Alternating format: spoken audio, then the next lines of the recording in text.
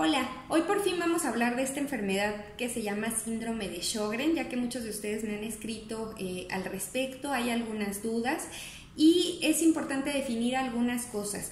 En primera instancia quiero comentarles que el Sjögren se puede dividir en síndrome de Sjögren primario, que es en el que nos vamos a enfocar en este video, que es aquel síndrome de Sjögren que se detecta de manera aislada, es decir, no está asociado a otras enfermedades.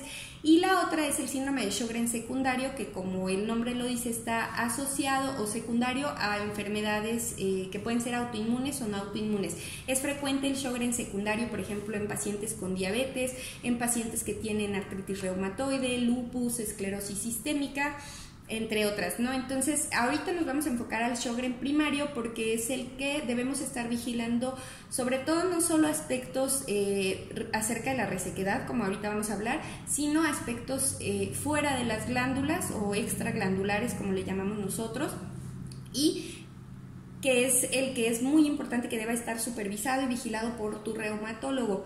El síndrome de Sjögren, como bien les decía hace un momento, se puede dividir en glandular y extraglandular. El glandular es el que va a dar todas estas molestias que el paciente refiere relacionadas con resequedad. La piel reseca, boca reseca. La boca reseca, por ejemplo, puede incluso dar cambio en la percepción de los sabores, puede hacer que sabores que antes no me parecían picantes ahora sean picantes, o que la comida condimentada ya no la tolere de manera normal. Ojos secos, falta de producción o disminución en la producción de lágrima, lo cual puede traer complicaciones como úlceras corneales, por ejemplo, también. Y puede dar también resequedad a nivel genital, lo cual puede generar también bastantes molestias, especialmente al momento en que el paciente o la paciente tiene relaciones sexuales, ¿no? Entonces son aspectos importantes, son aspectos que hay que comentar siempre que tengas cita con tu reumatólogo, porque bueno, en general hay medidas que podemos implementar para mejorar todas estas molestias. En el caso, por ejemplo, de la resequedad en la boca, esto tiene también mucha importancia y eso es algo que a veces los pacientes no lo tienen en cuenta, porque al estar seca la boca eso puede favorecer que haya caries y que obviamente puede haber también úlceras en la boca y demás. Entonces hay que tener mucho cuidado, porque no es únicamente la molestia, sino las complicaciones que estas molestias pueden traer. Y el extraglandular, que en el caso del Sjögren primario hay dos cosas en las que quiero hacer énfasis. O sea, puede haber relación con otras enfermedades, puede haber manifestaciones pues en otras partes del cuerpo, pero hay dos que son las principales que me gustaría tocar en este video. Obviamente que, como ya saben, que si hay alguna duda pues la ponen en los comentarios y ya sea que hagamos otro video o la contestamos ahí, pero hay dos. Una que es el sistema nervioso y el principal afectado es el sistema nervioso periférico. ¿Cómo lo vas a tú poder identificar, o cómo le puedes tú mencionar a tu reumatólogo o a tu médico que estás teniendo molestias? Con parestesias, hormigueo en las manos, hormigueo en las piernas. Eso es algo muy común con lo que el paciente comienza. Y la principal manifestación son las neuropatías, precisamente cuando un nervio se afecta y eso altera la sensibilidad y se manifiesta de esta manera. Entonces, si tú en algún momento comienzas a tener hormigueo en alguna parte del cuerpo, hay que comunicarlo pues inmediatamente a tu reumatólogo para que se dé atención a eso. Y la otra cosa es a nivel pulmonar. Los pacientes que tienen síndrome de Sjögren primario pueden tener problemas a nivel de los pulmones. Entonces, ¿cuáles son las maneras en que se pudiera comenzar a manifestar?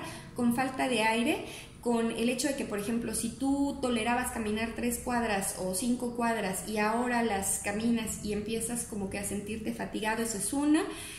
Coloración azul o violácea, como color violeta alrededor de los labios o en los dedos, esa es otra manifestación. O sonidos extraños, por ejemplo, algo que nosotros llamamos sibilancias, que es como a la hora de respirar como si el pecho silbara.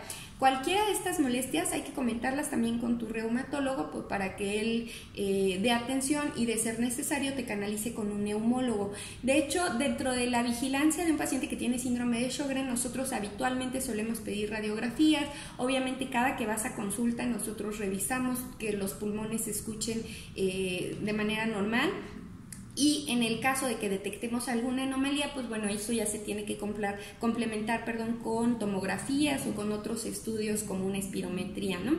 Esas dos son las manifestaciones extraglandulares comunes, sin embargo no son las únicas. Por eso es que es muy importante que si tú tienes síndrome de Sjögren, el reumatólogo te siga viendo, porque a veces tenemos la idea de que, bueno, pues es la resequedad, me pongo gotas en los ojos, utilizo saliva artificial o estoy tomando constantemente agua, pero no, o sea, en realidad, aparte de eso, la importancia viene por las manifestaciones extraglandulares que el reumatólogo te va a estar vigilando de manera periódica, tengas o no tengas molestias, porque es algo que, a pesar de que en el momento que el paciente comienza o debuta con la enfermedad no las tenga, eso se puede desarrollar en el transcurso de conforme avanza la enfermedad. Entonces es algo que hay que tener bien presente, y que obviamente mientras nosotros le demos atención de manera más temprana, los resultados o el pronóstico va a ser mejor para ti como paciente. ¿Qué medidas generales hay que tener? Pues bueno, ya decíamos que hay resequedad, entonces obviamente hay que utilizar crema para que la piel esté bien humectada, para evitar que pueda llegar a haber úlceras o problemas en la piel. Lágrimas artificiales, obviamente en este caso, pues bueno, eso va a ser adecuado dependiendo de lo que el reumatólogo te comente, o si es necesario que él te canalice con el oftalmólogo, él ya dará algún tratamiento ya en particular. Y la humectación de la boca, que como decíamos se puede llevar a cabo ya sea tomando agua de manera constante, existe la saliva artificial, que es otro de los tratamientos que a veces nosotros les sugerimos. Y esto tiene como intención, como decíamos en un inicio, prevenir las complicaciones. Hay tratamientos, medicamentos, o sea, que se pueden dar tomados, medicamentos también que se pueden utilizar como gotas para los ojos, y por eso es que en este caso cada reumatólogo va a individualizar el tratamiento de acuerdo al paciente. Entonces es muy importante que tengas comunicación con tu médico, que si tienes alguna de estas molestias que brevemente ahorita comentamos en este video, se lo comuniques de manera inmediata, y que si tienes alguna duda o que si quieres saber un poquito más de la enfermedad, consultes fuentes confiables, porque como sabemos, pues de pronto hay muchas fuentes o mucha información en internet que no está respaldada científicamente, o que de pronto alguien escribe. Entonces no dejarnos llevar por este tipo de fuentes, sino tener confianza con tu médico, o igualmente si tienen alguna duda que yo les pueda resolver por este medio, pues con mucho gusto, para que todos ustedes estén bien cuidados y que la enfermedad, pues bueno, tenga la mejor evolución posible. Brevemente esto es un poco acerca del síndrome de Sjögren. Obviamente quedo atenta a las dudas que pudieran tener o a los comentarios.